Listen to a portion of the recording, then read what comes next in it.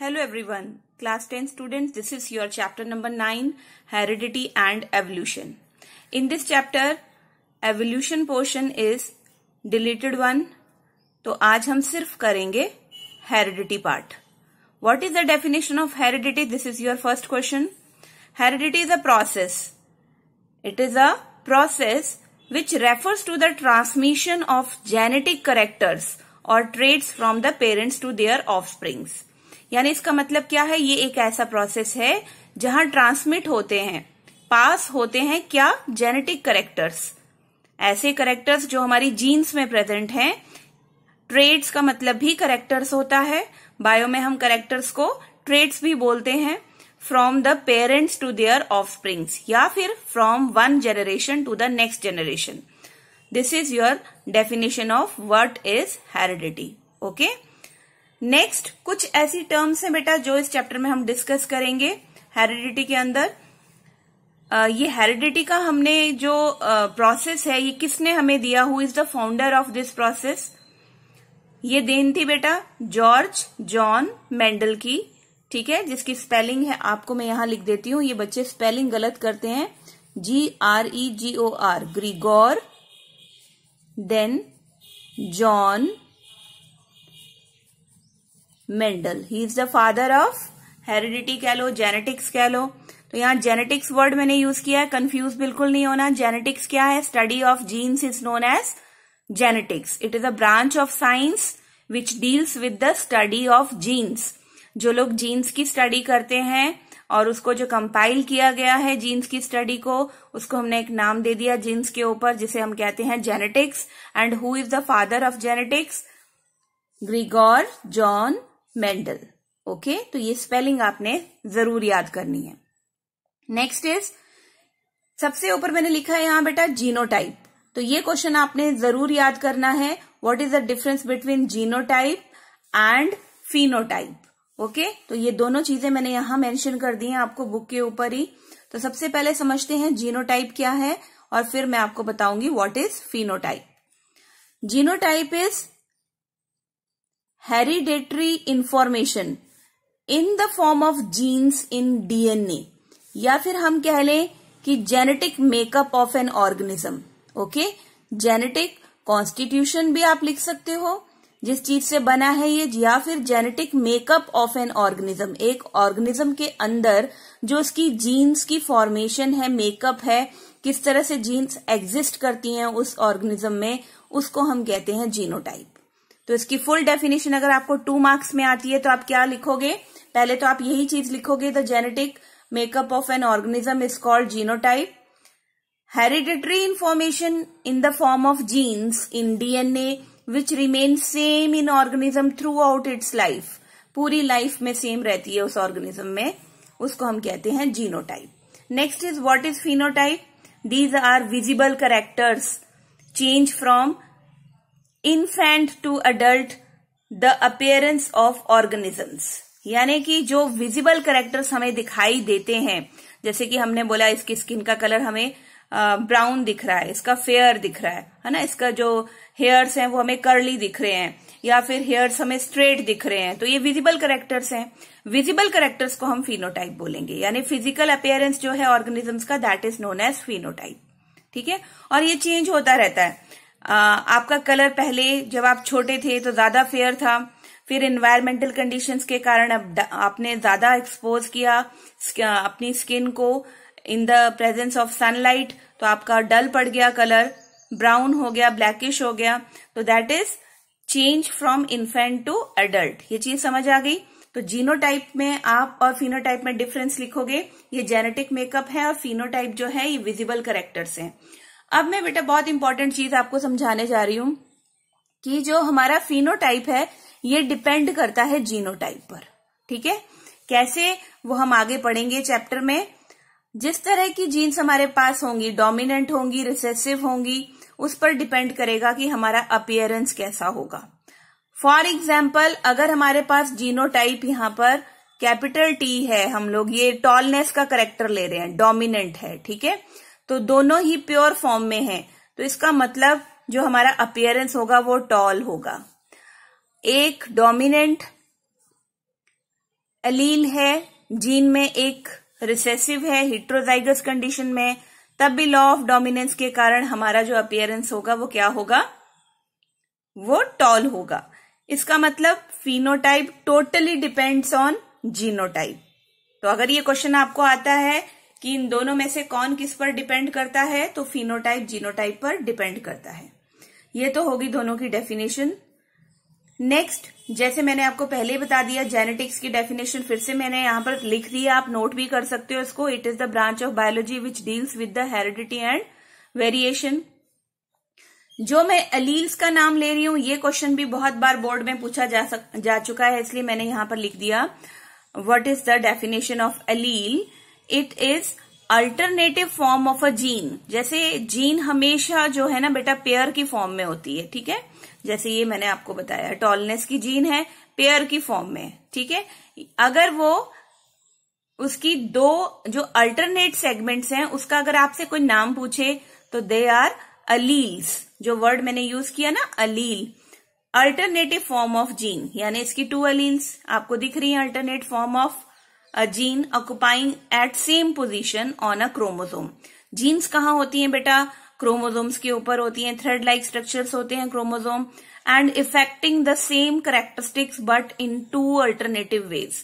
Same characteristic यानी एक ही character को दोनों अलील्स रिप्रेजेंट करेंगी, लेकिन अल्टरनेटिव वे से। जैसे कैपिटल टी टॉल कैरेक्टर को रिप्रेजेंट कर रही है, टॉलनेस को।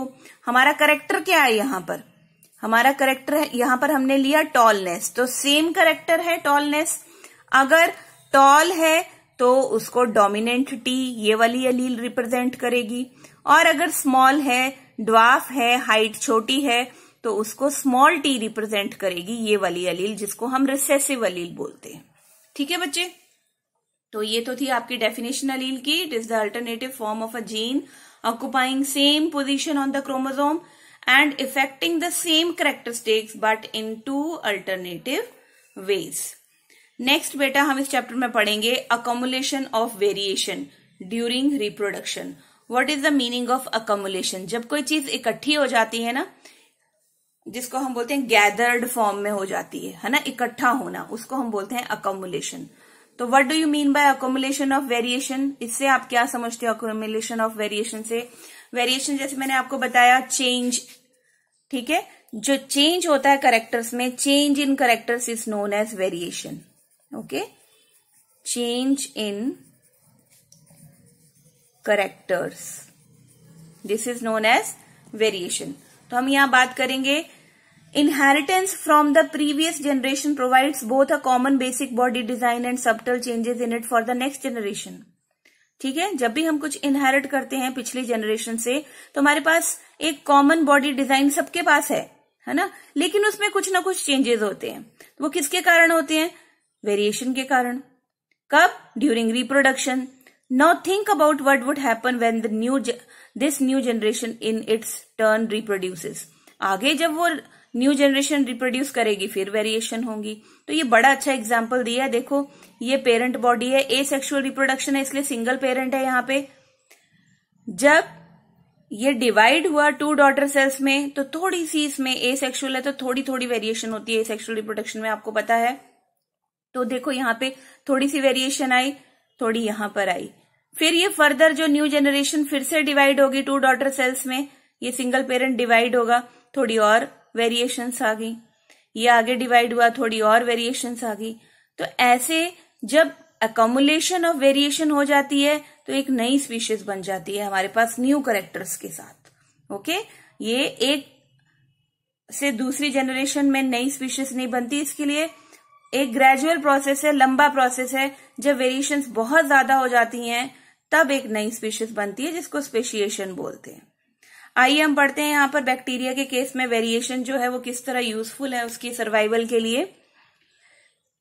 फिगर 9.1 में हमने देखा कि सिंगल इंडिविजुअल रिप्रोड्यूस हो रहा है एसेक्सुअल रिप्रोडक्शन में। अब हम देखेंगे if 1 bacterium divides and then resultant 2 bacteria divide again, the 4 individual bacteria generated would be very similar, there would be only minor differences. ये हमें बताया गया है कि एसेक्सुअल रिप्रोडक्शन में किस तरह से माइनर डिफरेंसेस थोड़े से होते हैं, ठीक है, ताकि डीएनए कॉपिंग में जो स्मॉल इनएक्यूरेसीज होती हैं, छोटी छोटी चेंजेस होती हैं उसके कारण, जबकि सेक्सुअल रिप्रोडक्शन में ज्यादा वेरिएशंस होती हैं। अब ऐसा क्यों होता है? क्योंकि आपको क्लियरली यहाँ पर आंसर में लिखना है कि एसेक्सुअल में सिंगल पेरेंट है, इसलिए यहाँ पर ज्यादा वेरिएशन के चांसेस नहीं है, जबकि सेक्सुअल रिप्रोडक्शन में 2 parents are involved.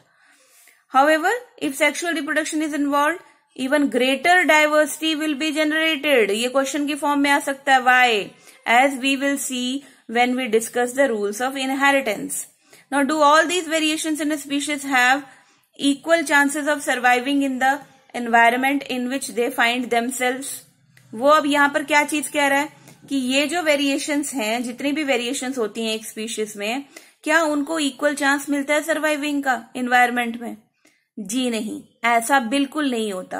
Unequal chances मिलते हैं वेरिएशंस की वजह से। कोई गारंटी नहीं होती है कि ऑर्गेनिज्म सर्वाइव करेगा या नहीं। ये डिपेंड करता है किन किन चीजों पर डिपेंड करता है survival of species. First, nature of variation.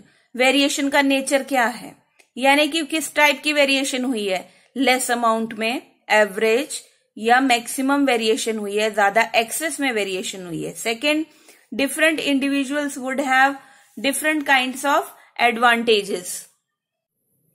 तो different kinds of advantages different individuals में depend करते हैं।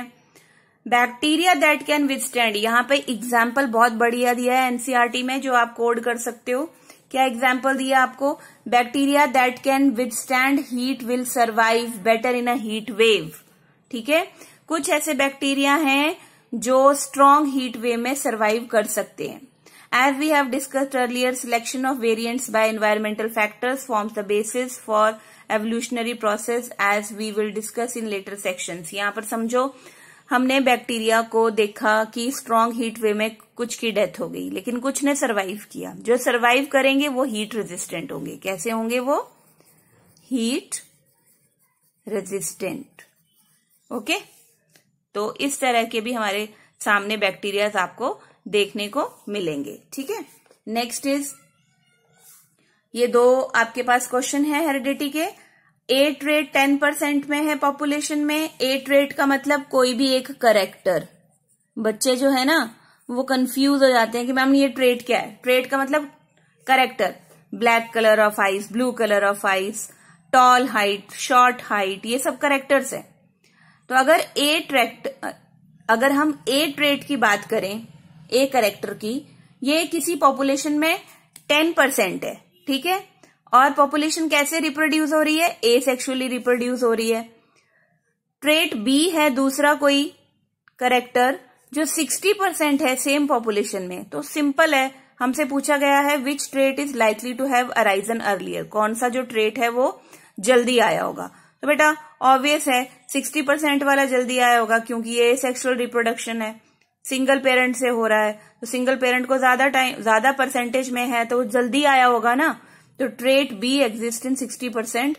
ये वाला जो ट्रेट है, trait B is likely to have arisen earlier. Okay, तो ट्रेट बी वाले को आप टिक करोगे। नेक्स्ट क्वेश्चन है आपका, how does the creation of variation in a species promote survival. तो किस तरह से प्रमोट करती है सर्वाइवल वेरिएशन? आप यहाँ पर बैक्टीरिया वाला जो एग्जाम्पल मैंने आपको बताया ना, हीट रेजिस्टेंट वाला, उसकी आप एग्जाम्पल दे सकते हो कि किस तरह से स्ट्रॉन्ग हीट वेव में कुछ बैक्टीरिया की डेथ हो गई, लेकिन कुछ ने अपने आप को मैनेज कर लिया सर्वाइव करने के लिए, और फर्दर जो उसकी जनरेशंस आई जिन्होंने सर्वाइव किया बैक्टीरियाज ने, वो हीट रेजिस्टेंट थी। तो इस तरह से क्रिएशन ऑफ वेरिएशन ने एक स्पीशीज में सर्वाइवल को प्रमोट किया। Okay, next is heredity. The most obvious outcome of the reproductive process still remains the generation of individuals of similar design. The rules of heredity determine the process by which traits and characteristics are reliably inherited. Let us take a closer look at these rules. अब ये rules क्या हैं? इनको हम बोलते हैं laws. ठीक है, laws of heredity. इसमें हम 3 laws पढ़ेंगे बेटा। One is law of dominance, second is law of segregation, and third one is law of independent assortment. Okay? तो सबसे पहले हम 2 टाइप्स के करेक्टर्स को समझ लें। ठीक है, इनहेरिटेड ट्रेट्स और एक्वायर्ड ट्रेट्स। एक तो होते हैं इनहेरिटेड ट्रेट्स और दूसरे क्या होते हैं, एक्वायर्ड ट्रेट्स। अब क्या फर्क है, सिंपल लैंग्वेज में समझा दूं आपको। जो कैरेक्टर्स हम अपने पेरेंट्स से लेते हैं ना और हमने अपनी नेक्स्ट जनरेशन को देने हैं, उनको हम इनहेरिटेड ट्रेट्स बोलते हैं, है ना, फ्री में मिल गए हमको ये विरासत में। और जो कैरेक्टर्स हम अपनी बर्थ के बाद अपनी लाइफ में अपने अंदर लेकर आते हैं, जैसे ड्राइंग, डांसिंग, सिंगिंग, है ना, cycling, swimming, good hand writing, fast running, तो ये एक्वायर किए हैं हमने, लर्न किए हैं इन आवर लाइफ साइकिल। हमारा जो लाइफ पीरियड है पूरा बर्थ टू डेथ, उसमें हमने ये कैरेक्टर सीखे हैं, एक्वायर किए हैं, तो इनको हम बोलते हैं एक्वायर्ड ट्रेट्स। तो this is your one of the most important question, that what is the difference between inherited and acquired traits. तो आप इसमें एग्जाम्पल्स भी दे सकते हो। इनहेरिटेड ट्रेट्स में आपके आ जाएंगे example, colour of eyes, colour of skin, colour of hair, structure of hair, height of human beings, है ना। और एक्वायर्ड ट्रेट्स में आपके सारे स्किल्ड वाले आ जाएंगे, जो आपके अंदर dancing, singing, okay, good handwriting, then drawing, तो ये सारे जो आपके करेक्टर्स हैं, लर्नड करेक्टर्स, वो एक्वायर्ड ट्रेट्स में आ जाएंगे। Now next is, what exactly do we mean by similarities and differences? We know that a child bears all the basic features of a human being. हमें similarity और differences से क्या समझ में आता है? एक बच्चा है ना, उसके बेसिक फीचर्स होते हैं ह्यूमन बीइंग के, however it does not look exactly like its parents. Human population shows a great deal of variation. बहुत सारी वेरिएशन ह्यूमन पॉपुलेशन में देखने को मिलती है। 9.1 में देखिए, ये दो आपके पास एयर्स बने हुए हैं। एक आपको यहाँ पे एयर दिख रहा है कैसा, जो फ्री लोब वाला है, लटक रहा है ना, ये वाला पोर्शन अटैच नहीं है नीचे आपकी फेस के साथ। तो दूसरा आपको पोर्शन दिख रहा है, ये देखिए एयर जो है ये अटैच्ड है फेस के साथ, यहाँ पे फ्री लोब नहीं है इसकी। तो attached lobe and free lobe, ये एक ही करेक्टर है एयर का, जो आपको मिल जाएगा अल्टरनेटिव अलील्स पे एक जीन की। ठीक है, तो देखो कितनी वेरिएशन है ह्यूमन पॉपुलेशन में। आप एग्जाम्पल दे सकते हो इसका। Now rules for the inheritance of traits, laws of heredity जिनकी मैं बात कर रही थी, कि ये जो ट्रेट्स हमें मिल रहे हैं, जैसे एग्जाम्पल में हमने फ्री लोब और अटैच लोब पढ़ा, इनके क्या रूल्स हैं? ये मेंडल ने कंट्रीब्यूट किए थे, क्योंकि मेंडल क्या है, फादर ऑफ जेनेटिक्स, इसको क्या बोलते हैं हम, बहुत काम किया इन्होंने। ठीक है, उन्हीं की देन है जो हम हेरिडिटी पढ़ रहे हैं, ये चैप्टर जेनेटिक्स के under, branch of science which deals with the study of genes. तो फादर ऑफ जेनेटिक्स कौन है, बार बार कह रही हूं मैं, ग्रिगोर जॉन मेंडल। ओके, तो इसके जो रूल्स थे इनहेरिटेंस के ह्यूमन बींग्स के लिए, वो रिलेटेड हैं। बोथ फादर और मदर कंट्रीब्यूट करते हैं equally amount of genetic material into the child. सबसे पहली बात ये है, कभी भी इस कंफ्यूजन में मत रहना कि जो बच्चा है वो अपने फादर पे गया है ज्यादा, तो फादर का ज्यादा जेनेटिक मटेरियल होगा या मदर का कम होगा। नो, ये साफ साफ क्लियर है। पहला रूल, फादर और mother contribute practically equal amount of genetic material to the child. जब रिप्रोडक्शन होता है 50% फादर की कंट्रीब्यूशन होती है जेनेटिक मटेरियल की और 50% मदर की होती है। This means that each trait can be influenced by both paternal and maternal DNA। यानी हर एक ट्रेट, हर एक करेक्टर, चाहे हम कलर ऑफ आईज की बात करें, स्किन कलर की बात करें, हेयर के स्ट्रक्चर्स की बात करें, तो हर एक ट्रेट में, हर एक करेक्टर में दोनों का ही इन्फ्लुएंस होता है। पैटर्नल यानी फादर वाली साइड का भी, और मटर्नल यानी मदर वाली साइड की फैमिली के डीएनए का भी। Thus for each trait there will be 2 versions in child। ठीक है, 2 वर्जन्स होते हैं बच्चे में। What will then the trait seen in the child be? तो बच्चे में कैसा करेक्टर होगा? मेंडल सी बॉक्स, जो हम देखेंगे अभी, worked out the main rules for such inheritance and it is interesting to look at some of his experiments from more than a century ago. तो आइए देखते हैं क्या कॉन्ट्रीब्यूशन रही मेंडल की। मेंडल के बारे में थोड़ी सी बेटा यहाँ इन्फॉर्मेशन दी है कि वो एक मोनेस्ट्री में पढ़े हैं, साइंस स्टूडेंट रहे हैं, मैथमेटिक्स उन्होंने पढ़ा है, एग्जामिनेशन में फेल होने के कारण उनको टीचिंग सर्टिफिकेट नहीं दिया गया था, लेकिन इस बात से उनकी जील पर, उनके पैशन पर, साइंटिफिक क्वेस्ट पर कोई असर नहीं पड़ा। He went back to his monastery and started growing peas there। ठीक है, अपनी मोनेस्ट्री में जाकर उन्होंने जो गार्डन पी है, जिसका नाम पाइसम सेटिवम, आपको एग्जाम्स में पूछ लिया जाता है, what is the name of garden P, Pisum sativum, वो ग्रो करना शुरू किया। और उन्होंने इनहेरिटेंस जो करेक्टर्स का था पीस प्लांट्स में, वो उन्होंने स्टडी किया। उनका जो नॉलेज था साइंस और मैथ्स का, उसको उन्होंने ब्लेंडेड फॉर्म में यूज किया, दोनों का। And he was the first one to keep count on individuals exhibiting a particular trait in each generation. पहला वो इंसान था। This helped him to arrive at the laws of inheritance. इसने हमें लॉज ऑफ इनहेरिटेंस दिए।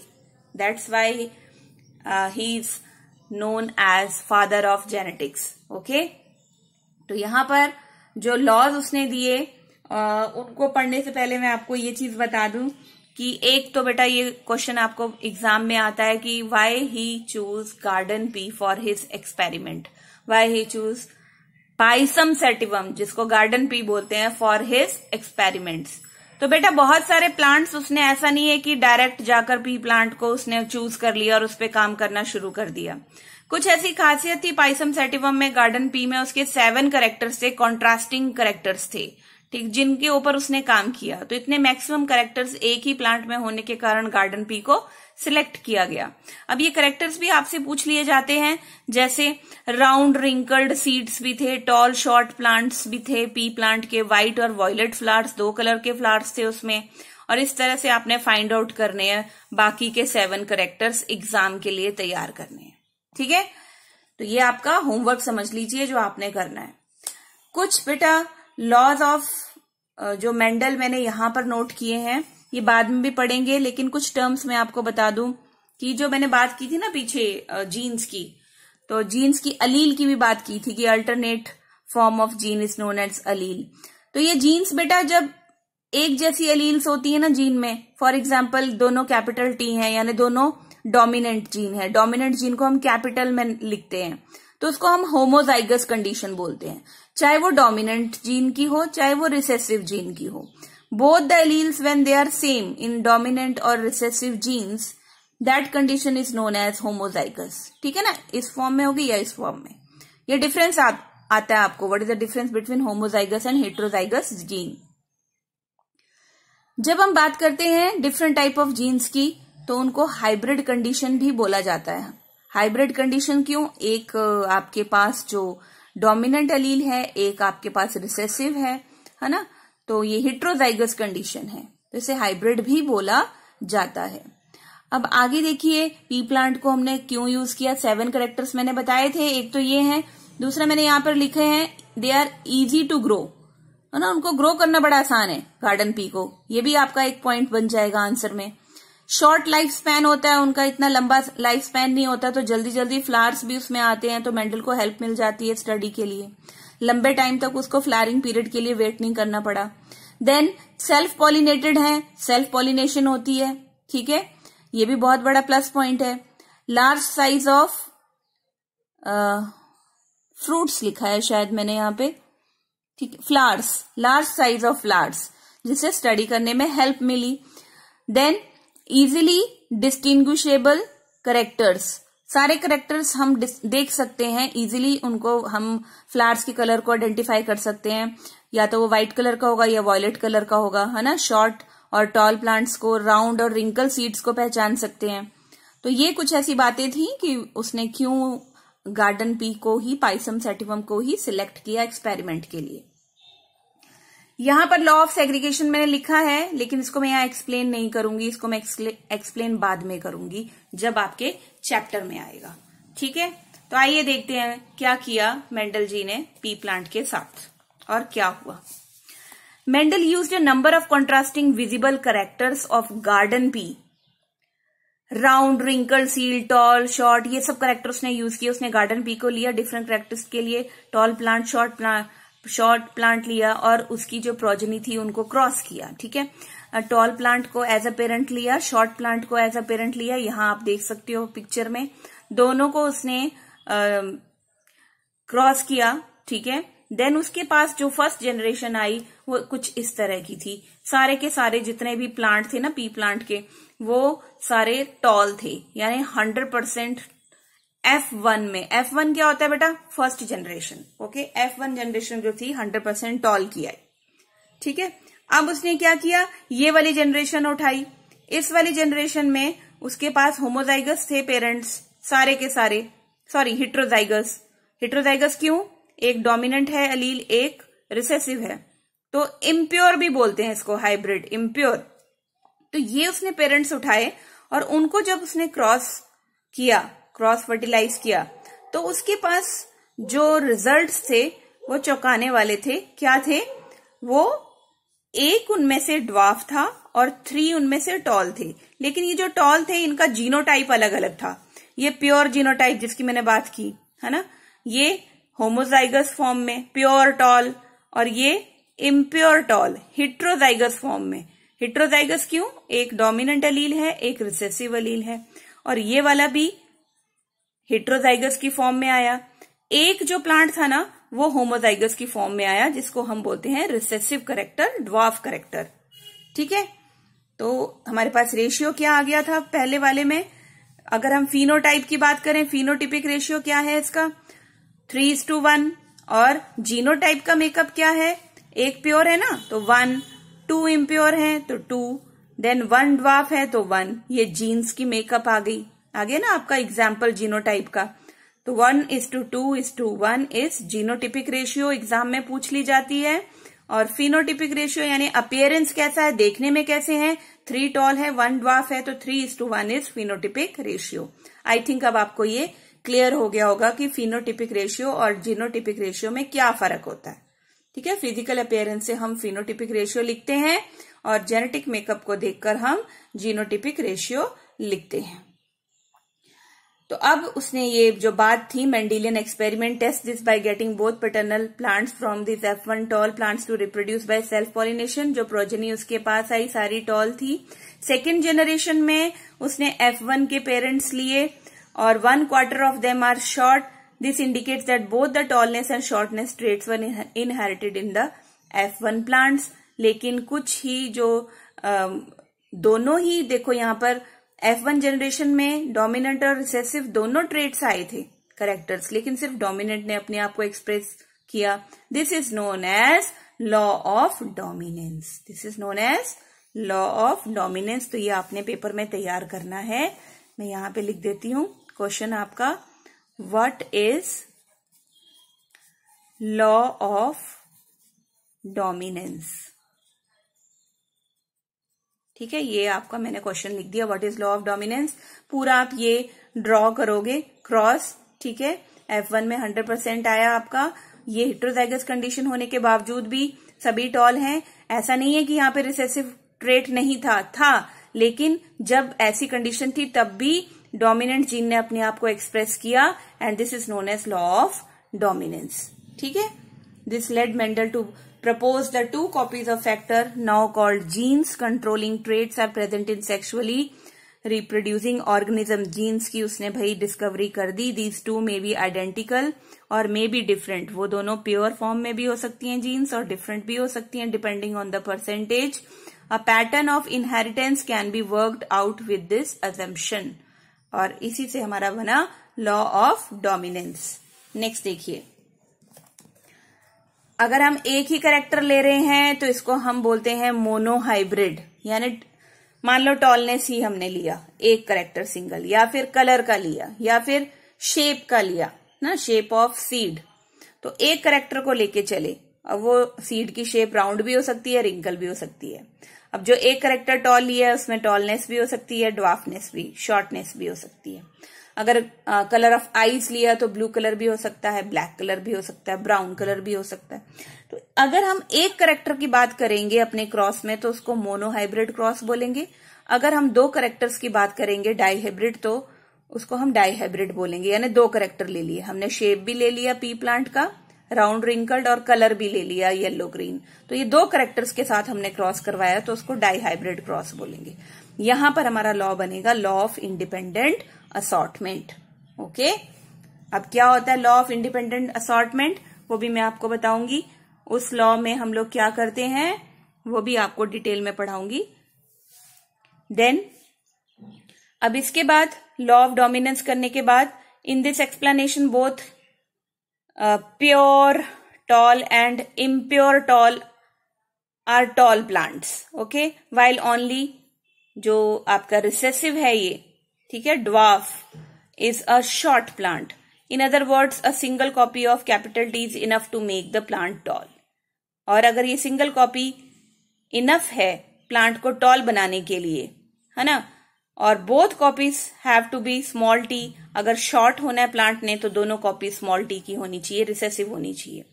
Now traits like T R called dominant traits while those that behave like small t are called recessive traits. Recessive traits तभी express करेंगे जब ये recessive जो small T है homozygous form में होगी, यानी 2 होंगी ये एलील्स, ठीक है। Work out which trait would be considered dominant and which one recessive in figure 9.4 जो आपके नेक्स्ट पेज पे है। बेटा ये फटाफट से यहाँ पे मैंने 7 कैरेक्टर्स लिखे हैं, तो ये आप नोट कर लोगे, अपनी स्क्रीनशॉट ले लो चाहे इसका, 7 कैरेक्टर्स का जो पी प्लांट के हैं, तो ये आपने नोट कर लेनी है, okay. Round wrinkled seeds, tall short plants, white violet flowers, green yellow seeds, constricted inflated pod shape, green yellow pod colour, axial और टर्मिनल फ्लावर पोजीशन। अब देखिए बेटा यहाँ पर what happens when pea plants showing 2 different characteristics rather than just one or are bred with each other. What do the progeny of a tall plant with round seeds and a short plant with wrinkled seeds look like? यानी कि अगर हमारे पास parents हैं, tall plant है और उसके round seeds हैं, इसको अगर हम क्रॉस करें एक शॉर्ट प्लांट और रिंकल्ड सीड से, तो हमारे पास किस तरह की प्रोजेनी आएगी? They are all tall and have round seeds, क्या इस तरह की आएगी? Tallness and round seeds are these dominant traits. अगर यही आती है हमारे पास सारी, टॉल प्लांट राउंड सीड्स को क्रॉस कर रहे हैं हम शॉर्ट प्लांट रिंकल्ड सीड्स के साथ, और जनरेशन सारी हमारी पहले वाली की तरह आती है, टॉल प्लांट और राउंड सीड, इसका मतलब ये कैरेक्टर्स कैसे हैं? डोमिनेंट ट्रेट्स हैं। ये तरीका है ट्रेट्स को फाइंड आउट करने का, क्योंकि हेट्रोजाइगस कंडीशन में भी यही जीन्स अपने आप को एक्सप्रेस करती हैं जो डोमिनेंट होती है। Then but what happens when these F1 progeny are used to generate F2?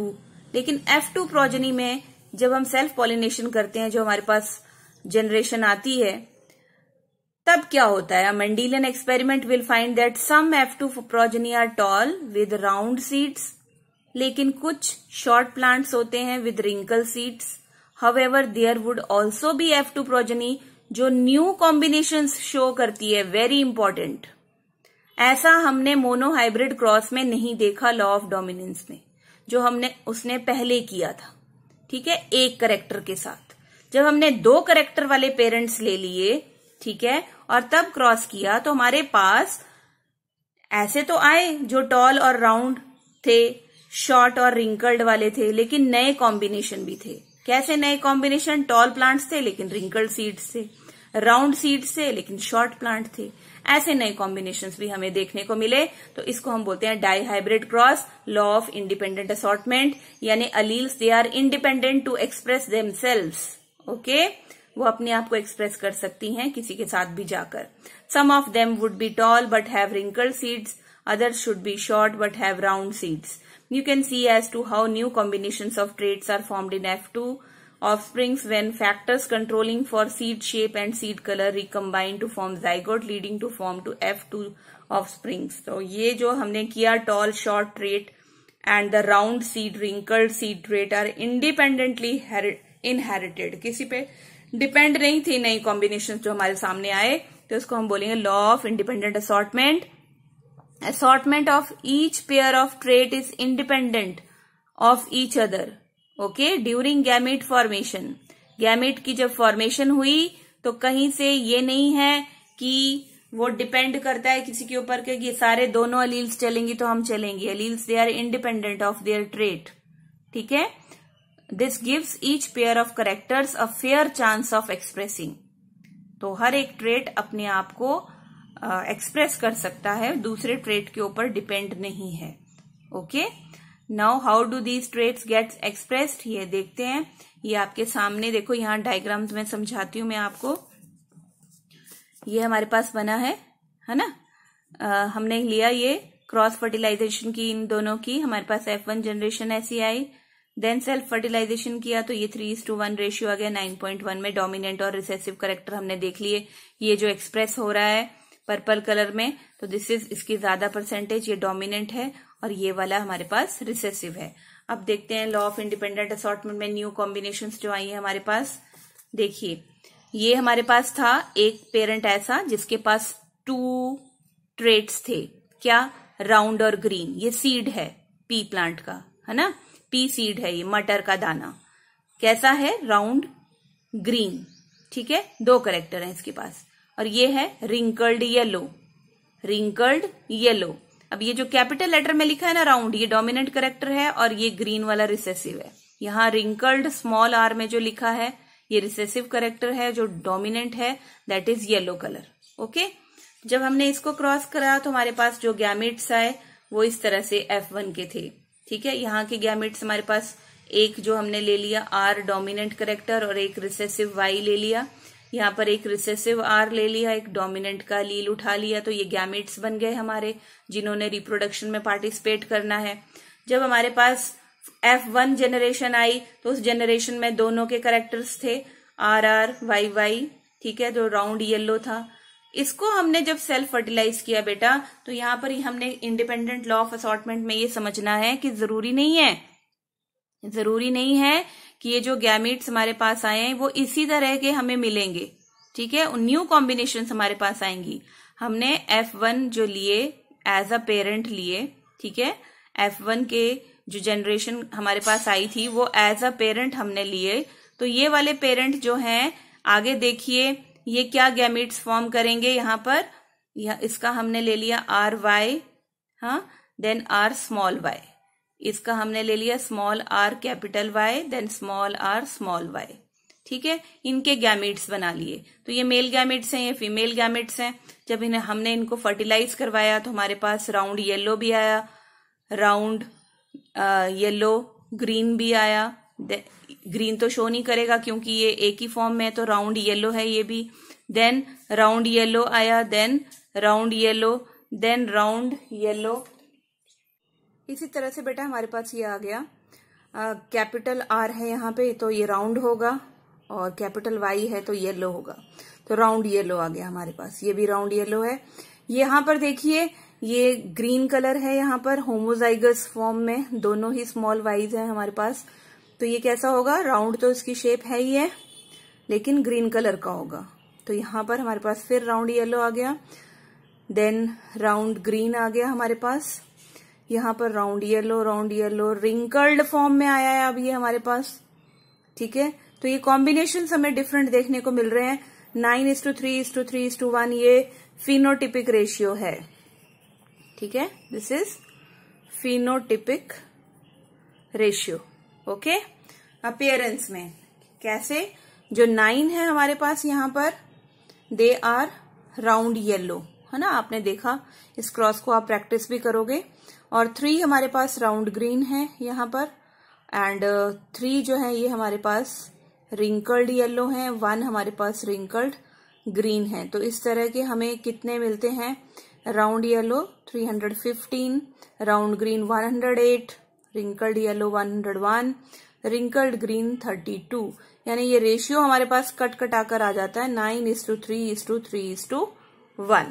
Okay, तो इस तरह से ये आपका लॉ ऑफ इंडिपेंडेंट असॉर्टमेंट बताता है कि किस तरह से जो पेरेंट्स में एलील्स होती हैं, जीन्स होती हैं, किसी भी ट्रेट के लिए अगर पेरेंट्स के पास 2 ट्रेट हैं तो वो दोनों ट्रेट जो हैं वो इंडिपेंडेंट है अपने आप को शो करने के लिए। यानी कि राउंड शेप है, रिंकल्ड शेप है, या येलो कलर है, ग्रीन कलर है, ये अपने आप को कहीं भी कंबाइन होकर एक्सप्रेस करने की कैपेबिलिटी रखता है, इंडिपेंडेंट है। This is called law of independent assortment. Okay, अब जरा रीड कर लें। How the mechanism of heredity work, cellular DNA is the information source है, सबको मालूम है सेल के अंदर a section of DNA that provides information for one protein is called gene for that protein. So what is gene? Gene is the heredity unit which have information for the proteins. How do proteins control the characteristics that we are discussing here? Proteins ने ही, DNA ने ही आपका जो makeup बनाना है, growing cells को बनाना है. Let us take the example of tallness as a characteristics. We know that the plants have hormones that can trigger growth, है ना. Plants के अंदर हार्मोन्स होते हैं. ये कोऑर्डिनेशन एंड हार्मोन्स वाले चैप्टर में था, जो हमें बताते हैं कि किस तरह से hormones they are responsible for triggering the growth. Auxins hormone. Then plant height can thus depend on the amount of particular plant hormone, जितना होगा उस पर डिपेंड करती है. The amount of the plant hormone made will depend on the efficiency of the process for making it. Now consider now an enzyme that is important for this process. एक enzyme consider करो जो इसके लिए important हो. Okay, now if this enzyme works efficiently, अगर ये enzyme efficiently work कर रहा है ना, the amount of hormone will be less and the plant will be short, है ना. अगर इसका जो अमाउंट ऑफ हार्मोन कम होगी, है ना, तो उसके हिसाब से काम करेगा. तो इसका मतलब क्या हुआ कि जीन्स जो हैं वो कंट्रोल करती हैं कैरेक्टरिस्टिक्स को और ट्रेट्स को. तो ये क्वेश्चन आपको आ सकता है बोर्ड में, how jeans control the characteristics और ट्रेट्स. तो जीन्स पर ही डिपेंड करता है कि आपका जो कौन सा कैरेक्टर्स जीन्स जो है वो डोमिनेंट, रिसेसिव, पास होना है किस कैरेक्टर ने. तो सबका सारी इंफॉर्मेशन किसके पास है, यहाँ पर जीन्स के पास है. Then next, if the interpretations of Mendelian experiments we have been discussing are correct, then both parents must be contributing equally to the DNA of the progeny during sexual reproduction. पहले भी बात की थी हमने इसकी. We have discussed in this issue in the previous chapter also. If both parents can help determine the trait in the progeny, both parents must be contributing a copy of the same gene. ठीक है, same gene, यानी tallness की बात कर रहे हैं तो दोनों ही उसकी कॉपी कंट्रीब्यूट कर रहे हैं, पैटर्नल साइड भी और मैटरनल साइड भी. This means that each pea plant must have 2 sets of all genes. इसका मतलब यही हुआ कि 2-2 सेट होंगे उनके पास जीन्स के, 1 inherited from each parent. For this mechanism to work, each germ cell must have only 1 set gene set. इस mechanism को काम करने के लिए हर एक जर्म सेल, चाहे वो स्पर्म है, एग है, that they have only 1 gene set. उनके पास 1 gene set आएगा क्योंकि इक्वली कंट्रीब्यूशन होनी है दोनों पेरेंट्स की. ठीक है. How do germ cells make a single set of genes from the normal 2 copies that all other cells in the body have. किस तरह से बनाते हैं? If the progeny plants inherited a single whole gene set from each parent, then the experiment explained in figure 9.5 cannot work, है ना. अगर वो पूरा एक सेट ले लेंगे तो किस तरह से हमारे पास न्यू कॉम्बिनेशंस आएंगे.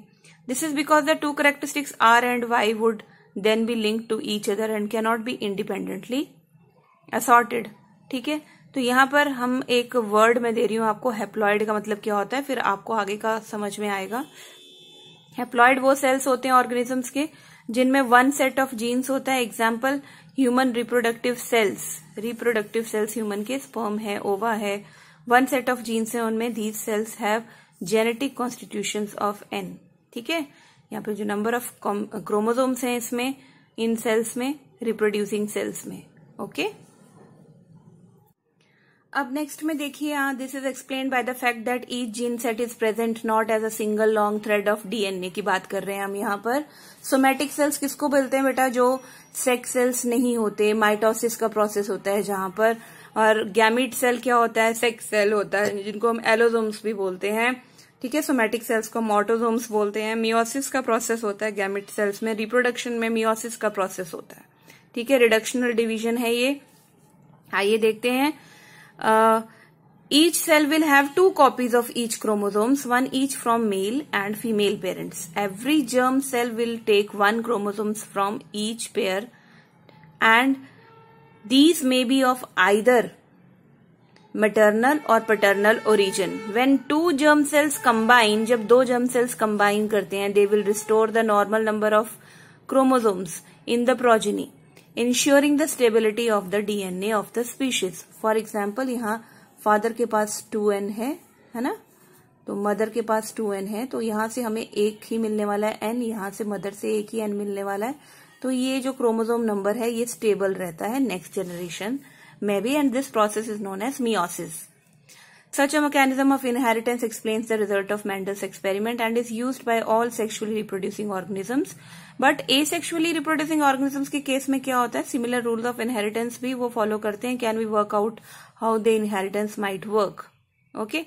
Next is very important question, what is sex determination? यहाँ ऑटोजोम्स की डेफिनेशन दी है बेटा मैंने आपको. नॉन सेक्स क्रोमोसोम्स हैं ये, ठीक है. 22 सेट होते हैं पेयर्स, यानी 44 chromosomes. They carry jeans which determine somatic characteristic. Somatic यानी अदर देन रिप्रोडक्टिव, जो नॉर्मल ग्रोथ बॉडी की होती है दूसरी. देन यहां पर मैं आपको जीन की डेफिनेशन भी दे रही हूं, आप नोट कर सकते हो. A part of DNA that provides information for one particular protein is called gene, है ना. एक जीन एक ही प्रोटीन के लिए रिस्पॉन्सिबल होती है, उसकी इन्फॉर्मेशन के लिए. सेक्स डिटर्मिनेशन यानी कैसे डिटरमाइन करेंगे हम, जेंडर ऑफ द चाइल्ड कैसे पता लगाएंगे, मेल है या फीमेल है. तो इसके लिए हम क्रॉस करेंगे मेल और फीमेल के बीच में. बेटा मेल में आपको पता है मेल्स के पास जो क्रोमोसोम्स हैं, सेक्स क्रोमोसोम्स जिनको हम एलोसोम्स बोलते हैं, 1 सेट है ये. एक्स और वाई होते हैं मेल्स में एंड एक्स होते हैं फीमेल्स में. तो जब ये एक्स मेल का फीमेल के एक्स क्रोमोसोम के साथ फर्टिलाइज जाता है तो हमारे पास एक्स का कॉम्बिनेशन आता है, और इसकी वजह से जो हमारे पास बच्चा है ना, ऑफस्प्रिंग है, वो फीमेल होती है, क्योंकि एक्स जो है दैट इज फीमेल. अब ये कॉम्बिनेशन फीमेल होता है. अगर वाई क्रोमोसोम्स जाता है एक्स फीमेल के साथ तो हमारे पास कॉम्बिनेशन एक्स वाई आता है. और जब एक्स वाई है तो डिटर्मिनेशन ऑफ सेक्स, आप उसको कौन सा सेक्स कंसिडर करोगे, मेल. तो मेल्स के लिए एक्स वाई है और फीमेल के लिए एक्स कॉम्बिनेशन है, याद रखना है, ठीक है. इसका मतलब ये वाला जो मेल के पास एक्स है, फीमेल के पास तो दोनों ही एक्स है ना, तो बॉय के लिए वाई जरूरी है ना. तो ये वाई सिर्फ फादर के पास होता है. तो यहां पर एक क्वेश्चन और आता है बोर्ड में, who is responsible for the gender और for the sex of the child.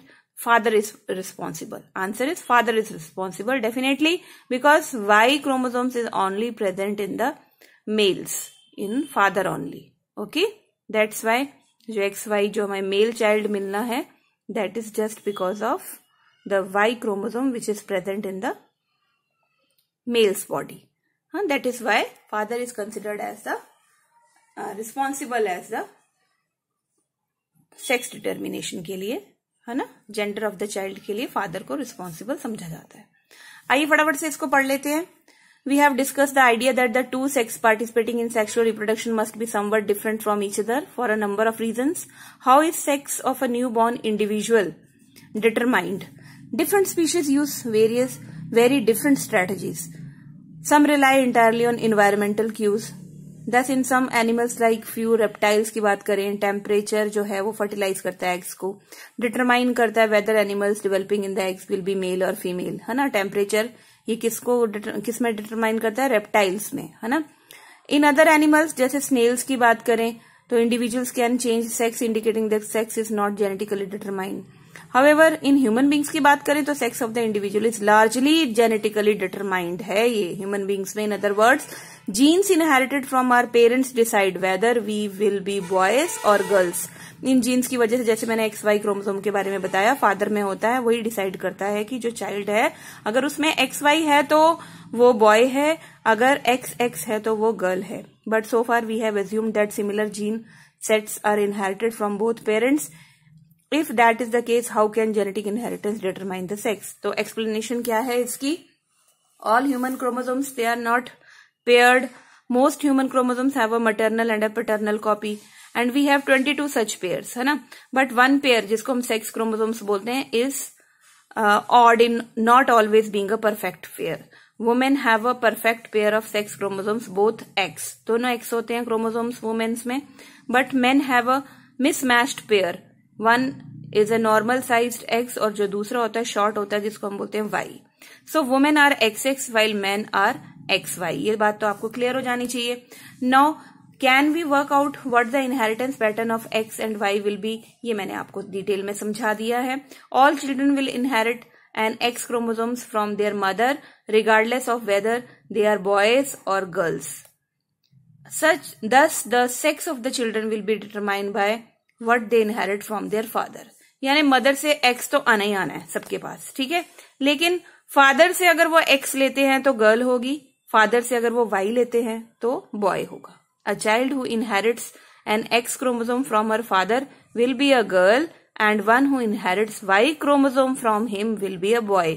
तो ये लाइन बहुत इंपॉर्टेंट है और यही आंसर है आपका कि जो फादर है वही रिस्पॉन्सिबल होता है, वही डिसाइड करता है कि बच्चे का जेंडर क्या होने वाला है, ठीक है। लास्ट में बेटा ये क्वेश्चंस हैं। How do Mendel's experiment show that traits may be dominant और रिसेसिव, तो ये आपका law of dominance monohybrid cross आ जाएगा इसमें। How do Mendel's experiment show that traits are inherited independently, dihybrid cross आ जाएगा इसमें। क्वेश्चन नंबर 3 ब्लड ग्रुप्स वाला क्वेश्चन है, ये भी आप सॉल्व करोगे। How is the sex of the child determined in human beings, तो यहाँ पर आपने जो अभी मैंने समझाया आपको वो पूरा पैराग्राफ आ जाएगा कि किस तरह से मेल और फीमेल जो है इक्वली कंट्रीब्यूट करते हैं जेनेटिक मटेरियल, और एक्स वाई का कॉम्बिनेशन बॉय के लिए रिस्पॉन्सिबल है, एक्स एक्स का कॉम्बिनेशन गर्ल के लिए रिस्पॉन्सिबल है, और फादर ही डिसाइड करता है अगर उसका एक्स क्रोमोसोम जाता है तो गर्ल होती है और वाई जाता है तो बॉय होता है, ठीक है। तो ये बेटा आपका सिलेबस था इस साल का। आई होप ये वीडियो आप सबको पसंद आई होगी। इसके बाद मैं आपको नेक्स्ट चैप्टर की वीडियो दूंगी। Till then good bye.